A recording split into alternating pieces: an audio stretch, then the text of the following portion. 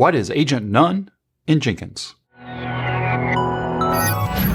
Here's today's starting point. I have a Jenkins LTS controller version 2.401.3. Also notice that I have 4 agents connected to this controller. Let's go up and create a new pipeline job, and we'll call this agent none.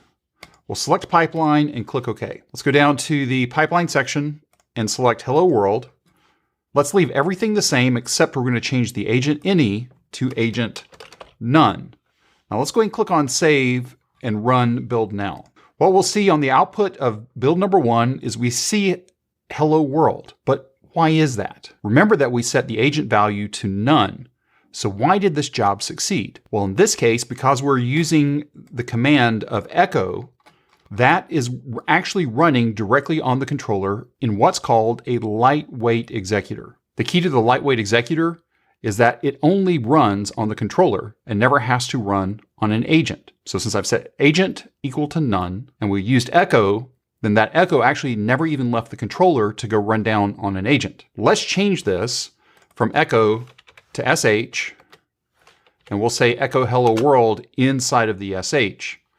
Let's click on Save and click on Build Now. If we take a look at the output of 2, then what we see here is we attempted to execute a step that requires a node context, which means it requires an agent, while agent none was specified. Be sure to specify your own node blocks when using agent 1. Now in this case, the node block it's talking about here is if you're using scripted syntax, but we're using declarative.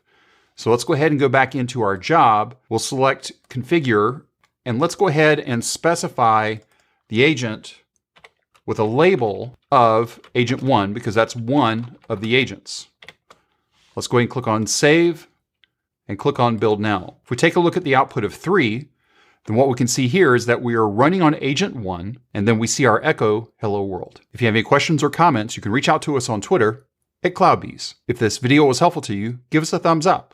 And if you haven't subscribed to CloudBees TV yet, why not? Take a moment, click on that subscribe button, and then ring that bell, and you'll be notified anytime there's new content available on CloudBees TV. Thanks for watching, and we will see you in the next video.